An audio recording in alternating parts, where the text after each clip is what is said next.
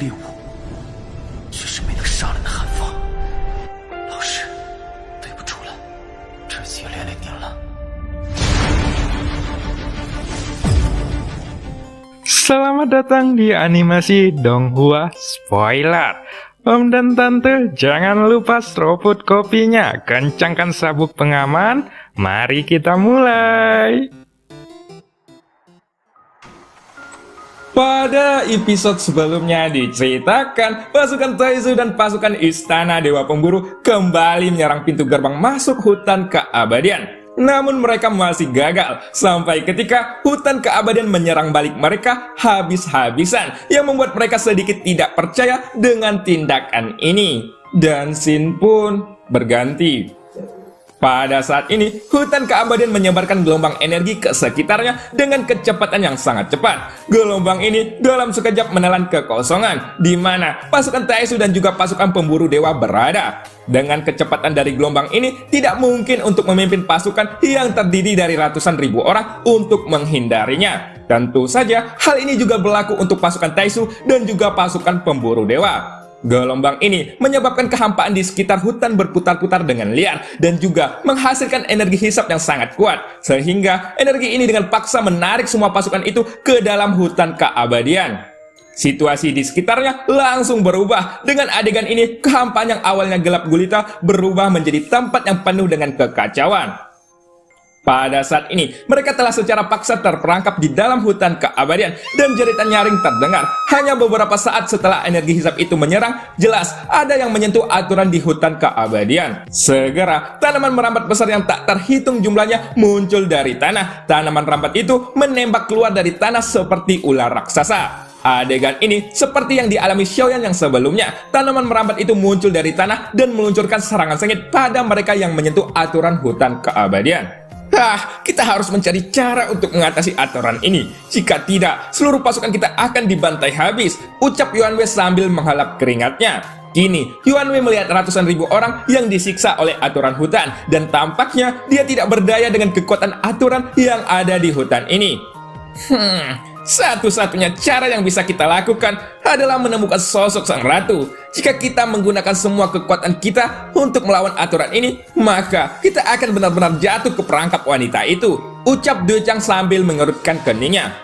Tidak, kita tidak perlu mencarinya. Dia sudah ada di sini, ucap seseorang. Ternyata yang berbicara adalah salah satu avatar dari Yusi, yang mana pada saat ini kedua avatarnya itu berada di atas binatang terbang raksasa dengan pandangan mereka yang mengarah ke langit.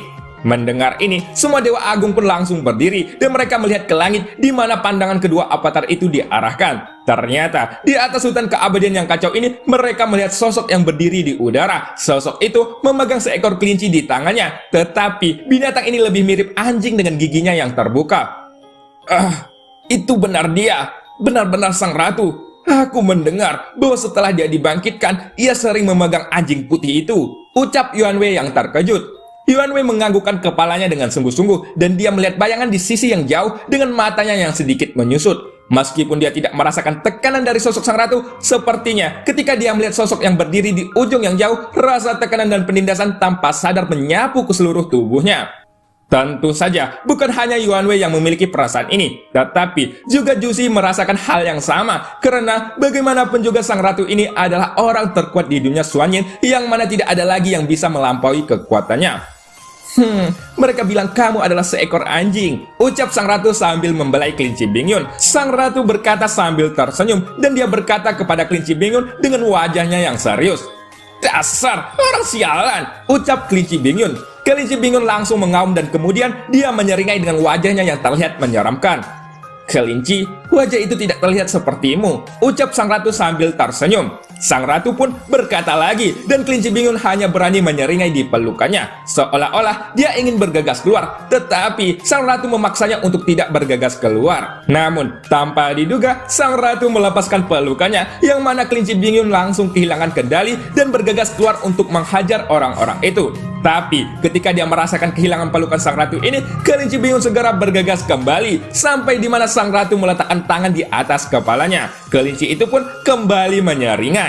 Sementara itu, pada saat ini, Avatar Jusi yang berdiri di atas binatang terbang raksasa, dia mengepalkan tinjunya dan memukul kepada sang ratu, lalu dia berkata, "Permaisuri, sekarang Anda sudah jatuh, jadi kenapa tidak membiarkan generasi muda untuk menyelesaikan masalah ini?" ucap Jusi dengan sopan. Suara Avatar Jusi ini menyebar. Jusi adalah orang yang cerdas. Pada kenyataan, Xiaoyan bukanlah ancaman di matanya, tetapi dia akan melakukan hal ini karena Xiaoyan adalah sumbu kemarahan dari sang ratu. Generasi muda, ucap sang ratu sambil melihat ke atas dan membelai dagunya. "Ya, apa yang kamu katakan sepertinya masuk akal," ucap sang ratu kembali sambil menganggukkan kepalanya. Jusi pun tertakut dengan jawaban ini, di mana ini mengakibatkan dia tidak tahu bagaimana harus menjawab ucapan sang ratu untuk sementara waktu. Jika permaisuri setuju, kita akan mengundangnya dan bersaing dengan adil. Siapapun yang hidup atau mati, kita akan menggunakan kekuatan untuk berbicara, ucap Jusi. Saat ini, sang ratu setuju begitu saja, sehingga Jusi tidak menganggapnya lagi dan memutuskan untuk segera melanjutkan pembicaraan. Siapa yang kamu maksud?" ucap sang ratu dengan bingung. Matanya yang besar dipenuhi dengan kebingungan, dan penampilannya yang bingung ini terlihat cantik serta menyenangkan. Di sisi lain, Jusi menggertakkan sudut mulutnya ketika dia mendengar kata-kata itu. Jelas, dia mengetahui bahwa sang ratu bertanya dengan sengaja. Karena dia sudah meniruku, dia pasti datang kepadaku. Jadi, permaisuri tidak perlu membuang waktu di sini untuk melindunginya, ucap Jusi dengan sungguh-sungguh. Kalau begitu, apa yang kamu katakan salah. Dia adalah seniormu, hanya kamu yang junior di sini. Sebagai junior, kamu tidak memiliki rasa hormat sedikit pun ketika berbicara tentang seniormu. Sebagai pion, kamu tidak bisa melakukannya dengan benar, ucap sang ratu sambil menatap Jusi. Sang ratu pun berkata sambil tersenyum, dan begitu dia selesai berbicara, dia mengangkat jari-jarinya yang ramping dan menjentikkan jarinya ke arah Avatar Jusi itu, yang mana ini menyebabkan ledakan yang sangat cukup besar. Tiba-tiba, avatar yang digunakan Jusi untuk berbicara dengan sang ratu itu dipukul dengan keras, dan seluruh tubuhnya tertembak ke belakang sejauh ratusan kaki. Dengan serangan mendadak ini, semua organ dalamnya langsung hancur. Selain itu, ada suara bergerak dari tulang dadanya, dan kita tidak tahu berapa banyak tulang yang patah di tubuhnya, karena di antara serangan ini, avatar itu menyemburkan darah yang bercampur dengan potongan daging. Lalu, setelah menembak ratusan kaki ke belakang, avatar itu pun menstabilkan tubuhnya. Meskipun organ dalam yang rusak pulih dengan kecepatan yang tidak masuk akal, pukulan yang diberikan sang ratu ini adalah peringatan bagi kedua pasukan itu. Dikatakan bahwa penguasa istana pemburu dewa mempunyai otoritas yang tinggi, dan sekarang tampaknya rumor itu tidak salah. Kamu bergabung dengan kekuatan dari dunia lain, dan target sebenarnya kali ini adalah aku. Adapun pernyataan munafik itu tidak perlu ditanyakan lagi, ucap sang ratu yang kemudian matanya beralih ke pasukan Taisu. Bergabung dengan dunia lain untuk berurusan dengan duniamu sendiri. Tahukah kamu bahwa perilaku semacam ini adalah pengkhianatan? Ucap sang ratu kembali. Setelah itu, sang ratu mengangkat tangannya ke arah avatar Jusi yang baru saja pulih, dan tak lama kemudian sekumpul awan berwarna hitam berubah menjadi sosok besar di belakang avatar itu. Mata avatar itu pun menyusut karena serangan ini. Dia ingin menghindarinya, tetapi terlepas dari upaya terbaiknya, dia sama sekali tidak bisa bergerak saat ini. Awan itu pun membentuk tangan raksasa dengan kekuatan yang sangat menghancurkan, sehingga jika melihat dari kondisi avatar itu, serangan ini pasti akan menghancurkannya dalam sekejap. Selanjutnya, ledakan besar pun kembali terjadi. Di sini tiba-tiba seberkas cahaya kuat melonjak dari ujung yang jauh, dan itu langsung mengenai telapak tangan raksasa, sehingga bayangan tangan raksasa itu dihentikan sebelum mengenai avatar Jusi. Tampaknya tembakan cahaya ini berasal dari serangan Dewa Taisu, yang mana itu menyebabkan avatar Jusi bisa selamat dari serangan mematikan sang ratu. Sepertinya bantuan yang kamu undang akan benar-benar membantumu. Aku tidak tahu apa yang kamu berikan kepada mereka, ucap sang ratu sambil tersenyum. Aku berpikir bahwa setelah Anda mati, Anda tidak bisa lagi berpartisipasi dengan dunia ini. Permaisuri, Anda adalah mantan penguasa tertinggi di dunia Xuanyin. Tapi sekarang era ini bukan milik Anda. Jadi mundurlah. Mengapa Anda memaksanya untuk tinggal di sungai yang panjang ini? Ucap Jusi sambil menatap sang ratu yang menggunakan avatarnya. Jelas, Jusi tidak terkejut dengan tindakan sang ratu ini, sehingga dia berani berbicara seperti itu. Ini bukan karena dia tidak takut dengan sang ratu. Tetapi aku rasa sang ratu memang sudah menghilang sejak lama. Ya, aku pikir apa yang kamu katakan sangatlah masuk akal. Tetapi, kenapa kamu berpikir bahwa setelah aku mati, kamu dapat bangkit kembali dan mengambil roh dunia dariku? Aku tidak berpikir bahwa ada sebuah keharusan untukmu mengambilnya dariku, ucap sang ratu. Sang ratu menjawabnya dengan lembut, meskipun dapat dilihat bahwa Jusi sebenarnya sengaja menunda waktu. Tetapi, sang ratu tampaknya tidak terburu-buru untuk mengatasi mereka semua. Selain itu, sang ratu juga tampaknya sedang mengulur waktu, namun bukannya untuk menunggu bala bantuan tiba, tetapi dia mengulur waktu untuk Xiaoyan yang sedang berkultivasi. Itu belum tentu, ucap Jusi yang menjawab dengan rasa percaya diri yang terlihat di wajahnya.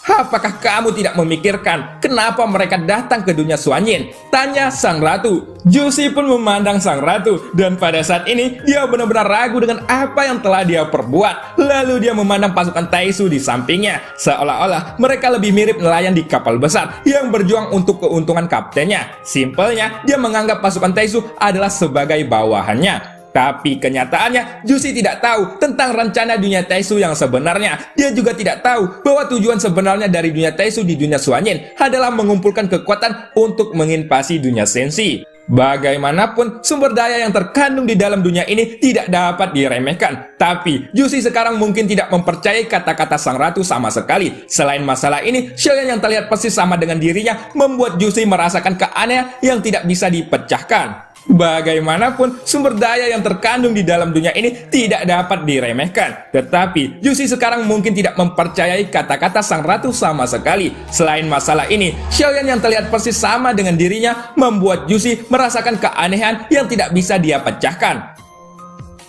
Istana Pemburu Dewa sekarang telah berkembang menjadi kekuatan terkuat di dunia Xuanyin. Ada pertempuran yang menentukan di antara kalian. Aku tidak ingin menyembunyikan ini darimu. Tapi, aku tidak bisa tidak ikut campur tangan dalam pertempuran itu. Itu tergantung pada bagaimana cara melakukannya, dan juga tergantung pada pilihan yang kamu buat hari ini, ucap sang ratu.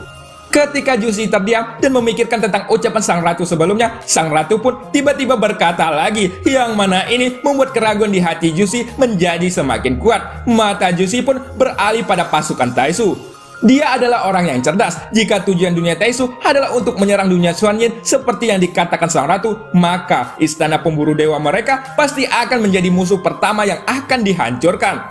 Dalam peperangan seperti itu, tidak ada teman ataupun lawan, hanya ada kepentingan untuk memenangkan peperangan tersebut. Bagaimanapun juga, semua orang pasti memiliki keinginan untuk bertahan hidup. Sehingga, jika terlalu banyak sumber daya akan menjadi harga yang sangat mahal untuk diraih, maka invasi adalah kesimpulan yang sudah pasti untuk mendapatkan sumber daya tersebut. Tetapi, jika sang ratu benar-benar binasa, apakah dunia Taisu akan melancarkan serangan ke istana pemburu dewa? Gumam Jusi di dalam hatinya. Jusi memikirkan pertanyaan ini di dalam benaknya, tetapi karena dia juga bukan orang yang bodoh, tampaknya dia bisa melihat jawabannya dengan sangat jelas. Dalam hal ini, istana pemburu dewa adalah kekuatan yang paling kuat di dunia Xuanyin, dan mereka juga akan menjadi ancaman terbesar bagi dunia Taisu. Jika ancaman seperti itu memiliki kesempatan untuk dihancurkan, maka ada kemungkinan bahwa dunia Taisu akan menghancurkannya juga sangat besar. Setiap manusia hanya akan mengangkat pedang mereka untuk membantai setiap keberadaan yang mengancam mereka. Ini adalah hukum rimba, dan ini juga hukum yang berlaku di seluruh dunia. Kelangsungan hidup selalu menjadi faktor utama yang menentukan apa yang dilakukan seseorang di masa depan, dan ini yang sedang terjadi kepada Jusi. Aku tahu bahwa kamu akan menyadari tujuan mereka yang sebenarnya. Jadi, kamu dapat bergandengan tangan denganku untuk menghancurkan dunia Taisu hari ini. Setelah itu, aku berjanji, apa yang akan kamu lakukan di masa depan, aku tidak akan mengganggumu lagi, ucap sang ratu. Suara sang ratu bergema di hutan keabadian yang kacau ini, dan itu terdengar seperti suara dewa yang tidak bisa terbendung. Di sisi lain, ketika mendengar ucapan sang ratu ini, kedua avatar Jusi pun mengangkat kepala mereka dan menatap sang ratu dengan wajah mereka yang terlihat serius. Sepertinya Jusi sudah membuat keputusan di dalam hatinya. Ada satu hal yang harus kuperjelas. Jangan lagi bergabung dengan kekuatan yang tidak membutuhkanmu. Saat ini, aku hanya memberimu kesempatan untuk bertahan hidup. Dan ini adalah satu-satunya rasa hormat yang kumiliki untuk generasi muda. Ucap sang ratu kembali. Begitu sang ratu mengucapkan kata-kata ini, Juicy pasti terpukul dengan pukulan yang berat. Di dadanya saat ini, dia merasakan jiwanya yang bergetar. Hingga tiba-tiba dia pun tersadar bahwa apa yang dilakukannya saat ini adalah kesalahan. Yang mana itu akan menghancurkan istana pemburu dewa di masa yang akan mendatang. Juicy pun membuka dan menutup matanya, dan saat dia menutup matanya dan membukanya lagi, matanya tiba-tiba dipenuhi dengan tekad yang kuat. Perlu kita ketahui bahwa Juicy ini bukanlah orang jahat, hanya saja pendiriannya saat ini yang berbeda dari Xiaoyan. Namun pada saat ini tampaknya dia sudah mengerti di mana dia berada. Dia adalah makhluk yang tinggal di dunia Xuanyin seperti sang ratu, dan dia hanya layak untuk memiliki dunia Xuanyin. Selain masalah ini, energi dunia yang dirampas dari sang ratu itu juga menjadi kekuatannya saat ini. Itu energi yang berasal dari dunia Xuanyin, sehingga tidak ada alasan baginya untuk membahayakan dunia ini. Semua pasukan istana pemburu dewa, dengarkan perintahku. Sekarang kita akan menjawab perintah sang ratu, dan tujuan kita kali ini adalah menghancurkan dunia Taisu. Ucap Juicy yang tiba-tiba. Di sisi lain, Taisu 701 tiba-tiba tersadar ketika mendengar perintah Juicy, dan tampaknya dia tidak menduga bahwa Juicy akan mengkhianati mereka. Sial! Rencana kita sudah gagal, ucap Taisu 701 sambil mengetakkan giginya. Taisu 701 diam-diam terlihat sangat kesal sambil menghentakkan telapak kakinya ke tanah. Ia segera membiarkan Dewa Taisu untuk memulai pertahanan dan bersiap untuk keluar dari peperangan ini. Namun ketika mereka hendak pergi, sang ratu tiba-tiba berkata, karena kalian sudah datang ke hadapanku, aku tidak akan membiarkan kalian pergi, ucap sang ratu sambil menyeringai. Suara seperti lonceng bergema dari mulut sang ratu, dan ketika suara ini terdengar oleh semua pasukan Taisu, itu seperti sabit kematian yang digunakan oleh Xiao Yueli. Selanjutnya, sang ratu pun mengangkat tangannya, dan begitu dia mengangkat tangannya, dia mengayunkannya untuk menekan kehampaan di depannya. Setelah itu, tubuh besar dan tak tertandingi dari kedua Taisu di kejauhan langsung bergetar, yang ternyata ada dua tekanan kuat yang menyelimuti mereka, dan setiap gerakan yang mereka lakukan saat ini tiba-tiba berhenti. Lalu tak lama kemudian, kedua Dewa Taisu yang tiba-tiba berhenti itu terbanting ke tanah dengan keras, sehingga itu menghasilkan ledakan yang sangat besar. Setelah suara ledakan mereda, sang ratu pun mengalihkan pandangannya ke arah Juicy yang masih tertekun dengan apa yang terjadi kepada kedua Dewa Taisu itu. Namun Juicy juga mengerti bahwa sudah waktunya bagi mereka untuk mengambil tindakan. Dia pun segera mengangkat tangannya, dan pasukannya yang terdiri dari ratusan ribu orang segera mengaum bagaikan binatang buas. Kemudian ketika tangan Juicy diayunkan ke bawah, semua pasukan itu langsung bergerak ke arah dua Dewa Taisu yang sudah tergeletak di tanah. Tentu saja itu juga termasuk ratusan binatang buas yang dikendalikan oleh Juicy. Saat ini mereka semua mencabut pedang mereka dengan cara yang benar-benar menghancurkan. Meskipun ada dua Dewa Taisu dan juga 21 praktisi Taisu yang akan melawan mereka, bahkan jika kekuatan mereka diberkati oleh Dewa Taisu dan mencapai kekuatan di mana sebanding dengan langkah ke-8 Kaisar Keabadian untuk menghadapi ratusan ribu pasukan ditambah dengan ratusan binatang buas, kekuatan mereka akan habis sebelum memenangkan pertempuran ini. Akan tetapi, peperangan itu ternyata tidak berakhir secepat yang dibayangkan. Dewa Taisu memiliki lapisan pelindung energi emas di sekelilingnya, dan ratusan sisik di tubuhnya tiba-tiba melesat ke udara. Lalu, itu berubah menjadi sosok gurita yang tidak terhitung jumlahnya, yang kemudian mereka melesat ke arah pasukan Juicy. Meskipun ribuan gurita ini tidak kuat dalam pertempuran, tetapi selama ada serangan yang menyentuh mereka, benda itu akan langsung meledak dengan kekuatan penghancur yang cukup kuat. Bisa dikatakan konsepnya seperti bom bunuh diri, yang mana mereka akan meledak ketika ada yang menyentuhnya, ataupun ketika Dewa Taisu memerintahkan mereka untuk meledak. Dengan teknik penghancur diri ini, tentu saja banyak pasukan Juicy yang terkena ledakan itu, sehingga saat ini teriak yang menyakitkan langsung bergema di antara medan perperangan. Dan cerita pun berakhir. Sampai jumpa di episode selanjutnya. Tunggu dulu. Bagi teman-teman yang bisa berpantun, tolong ya jangan lupa komen di bawah biar Mimin baca di next episode-nya. Jangan lupa ya, komen. Ayo, diburu di komen.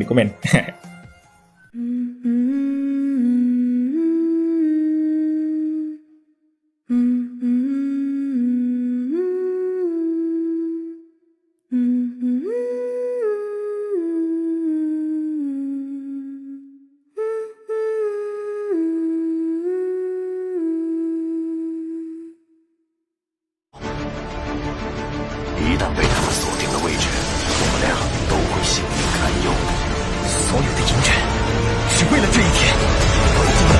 久。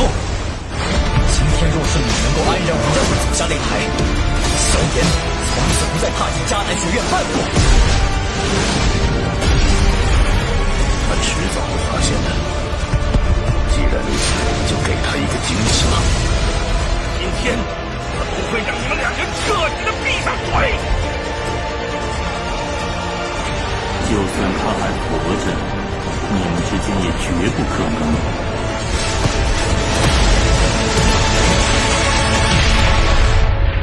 加玛帝国云岚宗，我萧炎回来了。